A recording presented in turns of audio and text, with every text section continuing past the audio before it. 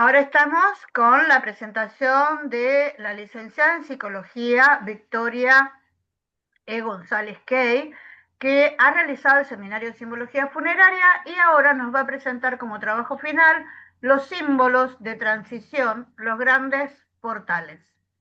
Victoria, te cedo la palabra para que nos cuentes más de tu trayectoria, por qué hiciste ese seminario y qué fue lo que te dejó el seminario como aporte. Dale. Bueno, buenas tardes. Yo soy Victoria. Trabajé en este caso el portal como un símbolo de transición y lo desglosé en tres formas posibles. Eh, Me interesó trabajar sobre los portales diseñados por el arquitecto Salamone. Ya voy a explicar mejor por qué. Y sí, soy licenciada en psicología, así que probablemente haya como un dejo también de una interpretación desde este lugar, ¿no? Eh, el portal, entendido como un símbolo, es una puerta, es un umbral, es un tránsito, es un puente de un lugar hacia otro, un cruce de un momento o de un mundo hacia otro mundo, con lo cual la puerta, el portal, distingue un estado de otro, los conecta a esos mundos e invita a atravesarlo de alguna manera y siempre va a implicar una metamorfosis, ¿no? Lo digo en estos términos también porque probablemente se vengan a la mente otras imágenes relacionadas a novelas, a cuentos o a películas en donde está esta cuestión de atravesar un espejo, ingresar en una caverna, o atravesar un puente que está como en malas condiciones, etcétera, todas imágenes simbólicas que tienen que ver con una transformación, con el cambio de un estado a otro, ¿no? Entonces, entendiendo el portal desde ese significado simbólico, lo desgloso como de tres maneras posibles. En el cementerio como el lugar en el que se da ese rito de paso, en este caso de la vida hacia la muerte, las ideas y la vivencia de la vida y la muerte también en transición, como una forma de entender y de vivenciar la vida y la muerte que está cambiando también, como si estuviésemos, digamos, atravesando una puerta en ese sentido, y los portales, como decía, arquitectónicos de Salamone como soporte simbólico en donde esto está también operando y haciendo sentido. Bueno, me faltó esto, ¿no? Que el portal evidentemente va a ser contrario al muro porque conecta dos estados, no los divide. Y otros motivos similares pueden ser la llave o pueden ser el puente, siempre que se abre un lugar para ser atravesado, ¿no? Eh, entonces, entendiendo eso, ¿no? El cementerio como el lugar físico, el lugar geográfico, como ciudad de los muertos, por así decirlo, que se diferencia de la ciudad de los vivos y que es el lugar en donde se produce, se testifica el paso de la vida hacia la muerte y de la muerte hacia la vida, porque también hay una transformación de aquella persona que pierde a un ser querido, no solamente la persona que fallece. El, el, el rito de paso se da siempre que haya un evento significativo en la vida de cualquier persona, por ejemplo, en el nacer, en el madurar, en el envejecer, en la enfermedad y también en la muerte. Siempre van a ser pasajes y bueno, digamos, desde lo psicológico también hay momentos tan significativos para la vida de una persona que también hay un atravesamiento de un modo de ser a otro, de una identidad a otra. Cambia la visión del mundo y cambia la percepción de esa persona, ¿no? Entonces todo rito de paso implica como una manera de preparar el terreno, por así decirlo, y una manera de contener aquello que sucede, que es muy intenso, porque implica una transformación de la existencia o de la forma de ser. Entonces va a implicar una preparación con determinados actos, con determinados preparativos en general, puede ser la vestimenta, puede ser la extremunción en el caso de la fe católica y en el caso de lo funerario. Eh, se ha utilizado, por ejemplo, colocar a los cuerpos en posición fetal, etcétera, formas eh, de preparar este paso desde la vida hacia la muerte, ¿no? Implica entonces el rito de paso un atravesamiento de ese umbral, una transformación, evidentemente, porque uno ya no es el mismo una vez que atraviesa ese portal, la pérdida de algo, porque hay algo que se pierde y algo que también inicia, y la elaboración, que es lo que comúnmente conocemos como el duelo, que es la revinculación, digamos, en el caso de la persona afectada, es la revinculación desde una manera más espiritual, más sutil, con ese ser querido que fallece, que pierde, y en el caso del difunto es como otra forma de existencia, tradicionalmente como ancestro, pero ahí voy a ir a algunos papers que estuve leyendo, eh, que como refuerzan lo que venía pensando, que tiene que ver con un rechazo a la idea de la muerte, a la idea de la vejez, etcétera, con lo cual, digamos, hay como otra forma de mirar la vida y la muerte. Eh, Bien, y bueno, quería hacer como mucho foco en que el rito de paso implica un tiempo, que en general suelen ser las horas o los días posteriores al fallecimiento de la persona, un lugar, que en este caso lo denominamos el cementerio, pero también se da en los sepelios, o se solía utilizar, supongo que algunas personas lo utilizan al día de hoy, pero deben ser las menos, la misma casa de la persona. Y las personas que son afectadas y la comunidad, ¿no? Eso me parece importante mencionar porque el rito de paso, idealmente, ya sé que esto está cambiando, eh, pero idealmente no es la persona sola que pierde un familiar, sino que es una comunidad también que acompaña para que, como decía, esto sea posible y sea contenido y no se viva en soledad. Eh, Bien. Esto traigo como algunos ejemplos que en la historia de la humanidad siempre como seres humanos hemos precisado de este lugar, eh, que da lugar a nuestros muertos, digamos, no considerados como algo rechazable, sino como parte de la comunidad, como decía antes. Si bien esto está cambiando, tradicionalmente quien muere no es que deja de ser parte de la comunidad, sino que comienza a ser parte de la comunidad desde otro lugar, como un ancestro, como una persona de experiencia, de sabiduría, un acompañamiento más espiritual para la persona que permanece en vida, ¿no? Entonces, desde la mitología griega, si bien el Hades no es un espacio geográfico que podamos ir a visitar, ya digamos, desde esta tradición, lo que se nos habla es que hay un lugar en donde los seres que antes estaban vivos ahora viven, pero en otra condición, digamos. Eh, y tenemos el ejemplo de Giza en Egipto, las catacumbas romanas en Roma, y Tierra Adentro, que es un descubrimiento poco más reciente, que está en Colombia, y son todos lugares en donde se ha dado este tránsito desde la vida a la muerte. Como decía, la idea de portal también la aplico a las nociones y a la vivencia que tenemos de la vida y la muerte. Esto está cambiando, dejamos de considerar al ser humano como peregrino y la vida y la muerte como un camino a transitar, y nos encontramos en otro estado de desorientación debido probablemente a la pérdida de la espiritualidad, a la pérdida del relato simbólico que acompaña nuestras nociones de vida y de muerte. Y, digamos, simbólicamente a ver, se ha asociado mucho la vida y la muerte, perdón, la muerte de manera simbólica con el dormir y con el sueño. Eh, entonces, al perder todos estos relatos simbólicos, al perder también una conexión con lo espiritual, nos encontramos un poco desorientados y asustados ante cada momento significativo de nuestra vida que implica este rito de paso, esta transformación, esta pérdida o esta muerte de algo y la vivencia de otra cosa.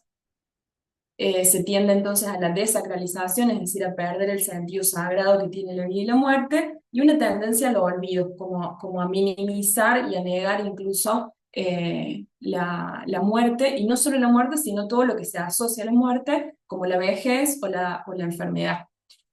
Eh, entonces se está tendiendo a la desmaterialización, las huellas de la muerte son cada vez más pequeñas, por ejemplo, en una urna, en cenizas en particular.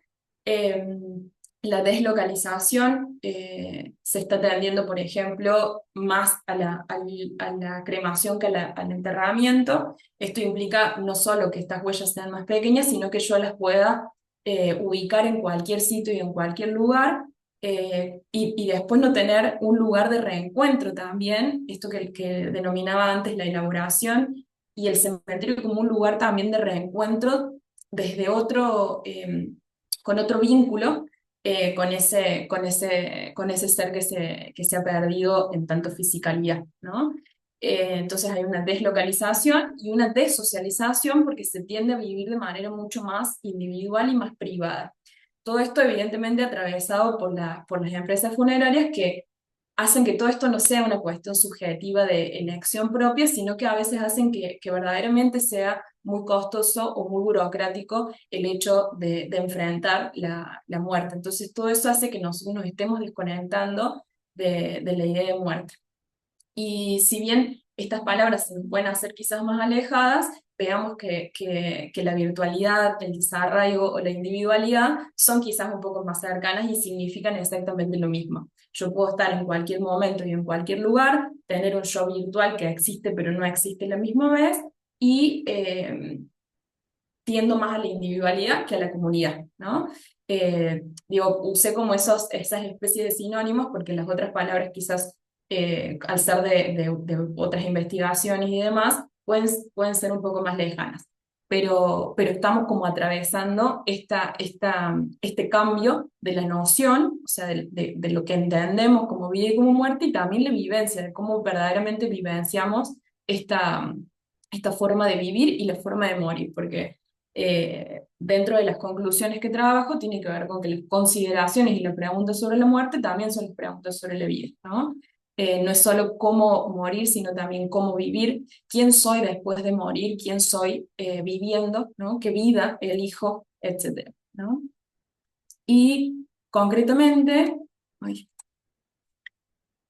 y concretamente trabajo entonces los portales arquitectónicos diseñados por el arquitecto Salamone, están todos ubicados en la provincia de Buenos Aires. Me dedico básicamente al portal del Cementerio de Azul, al portal del Cementerio de La Prida, al de Saldungaray, y voy a mencionar solamente, porque el tiempo es corto y además son símbolos que después se vuelven a repetir, el de Saliquelo, que es esta cruz latina, el de Balcarce, que es una cruz griega en este caso, acentuando la simetría, el uso del 6 y del 12, que también lo voy a mencionar. Eh, este es el portal original del cementerio de Pilar, que luego, unos 11 años más o menos, se transforma con estilo neocolonial. Sin embargo, se mantiene el Cristo crucificado, que es más característico de la arquitectura de Salomón. Este ya no es de este arquitecto, este es el original. Bien, entonces, a grandes rasgos, este arquitecto es un arquitecto ítalo-argentino, nace en Italia, pero a los pocos años se viene a vivir a Argentina con su familia, estudia aquí en Córdoba, y luego Fresco, que va a ser el gobernador de Buenos Aires en unos años de la década de 1930, lo convoca para hacer una modernización de la provincia, de la zona pampeana de Buenos Aires, y como también forma de hacer visible la presencia del Estado en este momento que está más relacionado a lo conservador. En el caso de Salamone, lo que a mí me interesa más allá de lo histórico, que esto es cierto, es una época en donde esto está sucediendo, me interesa mucho más la operatividad del símbolo, es decir, esto que venía hablando del portal, cómo se pone en evidencia en una obra de arte en este caso, ¿no?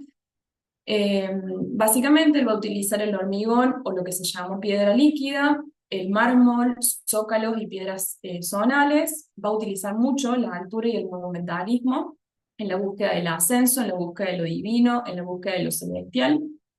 También para marcar un sentido de pertenencia, eh, y de centralidad y de universalidad, que en el caso de la universalidad es un principio católico y va a tener una influencia católica, evidentemente, por el uso de la cruz, por el uso de las siglas RIP e INRI, por los cristos y por otras simbologías que ahora voy a mencionar.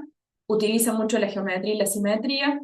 Como decía, esto está relacionado simbólicamente a la perfección, a la eternidad. eh, y bueno, como decía, tiene influencia católica. Se le ha criticado que son obras escenográficas porque los portales están como diseñados por delante, pero no así por detrás, tienen muy poca ornamentación por, por detrás. Sin embargo, simbólicamente hasta tiene sentido porque el portal se abre, digamos, para yo atravesarlo y una vez que estoy dentro y me transformo, ya no hay vuelta atrás, ¿no? Sin embargo, digamos, se puede hasta destruir, digamos. Pero quien visita sí puede pasar y después sin problema se puede retirar, ¿no? Para quien es el paso, en verdad es un paso unidireccional, por así decirlo. Y lo otro significativo es que tiene puertas pequeñas. La puerta en sí es pequeña y esto se puede relacionar a la cuestión simbólica de lo angosto y la angustia, que tienen la misma etimología, y todo pasaje iniciático es complejo y no es para cualquiera en cualquier momento. Entonces, se podría estar relacionando también el uso de la puerta funcional, la puerta física, pequeña en este sentido. Bien, bueno, este es el portal entonces de Saldungaray. Como vemos, es una rueda de 12 rayos que tiene en su centro la cruz latina y en el centro del centro, por así decirlo, la cabeza de un Cristo con corona de laureles. La rueda simbólicamente está relacionada a la eternidad, a los ciclos, al paso del tiempo. Tiene en este caso como, a ver si se llega a ver mejor en otra foto, bueno, no tanto, lo que se ve es que son varios círculos, ¿no? Lo que podría estar simbolizando los cambios de niveles o de estados del ser, y son 12 rayos, que el 12 al igual que 7 es un número simbólico muy importante, son símbolos como son números escalonados, en el sentido de que marcan el fin de un ciclo para el inicio de otro en los números siguientes. Lo vemos en los 12 meses del año, los 12 apóstoles, los 12 trabajos de Hércules, etcétera, los 12 signos del zodíaco. Es un número simbólico importante, no es arbitrario, y en este caso, evidentemente, también va a hacer referencia a la circularidad como una figura de la perfección y de la totalidad, y a un ciclo que se cumple para iniciar otro, ¿no? En su centro, como decía, tenemos, bueno, además la rueda hace referencia al punto como principio y como esencia, al punto desde donde todo parte y a donde todo vuelve, y a la manifestación por irradiación de esa esencia o de ese principio a la realidad concreta. Y en el centro, precisamente desde donde todo parte y donde todo vuelve, tenemos la cruz, que es un símbolo del eje vertical y el eje horizontal, es decir, del eje que conecta el cielo con la tierra y que conecta el tiempo lineal horizontal terrestre de manifestación, eh, además de ser un símbolo del cristianismo. Y en su centro, a su vez, tiene la cabeza de Cristo, que simbólicamente la coronilla simboliza la apertura al mundo, también es como sí, la puerta abierta hacia el mundo desde donde se canaliza la energía. Eh, con lo cual estamos hablando de la cabeza. Es un símbolo que se puede asociar un poco al corazón, son distintos, pero en el sentido de que es un símbolo muy importante del principio de la esencia de cualquier ser humano, porque es la cabeza, es lo importante, digamos, que identifica a alguien, por ejemplo, ¿no? Y está mirando hacia abajo, o sea, está mirando hacia quien hace el paso, y está acongojado, ¿no? O sea, está expresando un estado anímico, que en este caso es un estado de tristeza y también de reconocimiento del honor de la persona que hace ese paso, ¿no? Bien, y como decía, de la parte de atrás se ve solamente el círculo. En el caso del portal de azul, lo que encontramos es la sigla RIP, que significa Descansa en paz. Arriba de la I, eso está en mármol negro. Arriba de la I hay una cruz también latina. y en ese mismo eje encontramos un ángel guardián.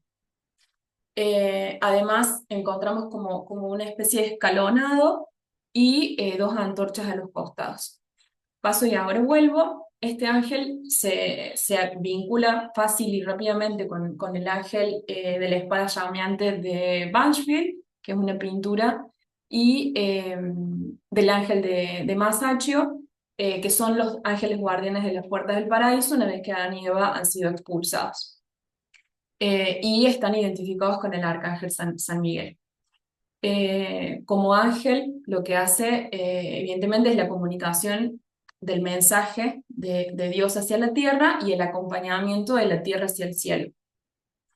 Eh, el guardián, como decía, va a tener una simbología muy similar al portal, porque va a estar cuidando esa puerta para que no ingrese alguien que no está preparado para ese ingreso, o para que no entren lo que se podría denominar como una fuerza maligna al espacio sagrado, ¿no? O sea, divide ese espacio profano con el espacio sagrado. eh, y en este caso, no dije que la rueda anterior es de 20 metros de diámetro, para pensar en la cuestión de la altura. Y en este caso tenemos un ángel de 5 metros y medio, no sé la altura de las letras, de la sigla, pero probablemente sea más o menos el doble. Digo porque precisamente me parecen significativos, no solo por su monumentalidad, estos portales, sino porque evidentemente están hablando de un lugar que es importante, es un lugar eh, que permanece, es un lugar pesado en el sentido de los materiales que son utilizados, y es un portal significativo de este paso del que vengo hablando, ¿no? Bien, este ángel entonces, como ángel guardián, está más relacionado a lo solar. Fíjense que sus alas están como más sugiriendo una irradiación, ¿no? Y tiene una espada en las manos. La espada está relacionada simbólicamente al discernimiento. Eh, Aparte, habla de la altura espiritual de quien la posee. Eh, por eso es que se utiliza, por ejemplo, en los guerreros, en novelas, en cuentos, en mitología.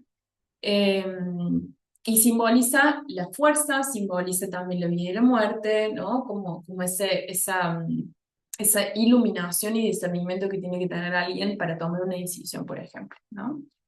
Y tenemos estas piras o formas muy similares. Está este fuego asentado en 4 columnas, el 4 es un número asociado a lo concreto, a la tierra, y por encima está lo espiritual, lo volátil del fuego, ¿no?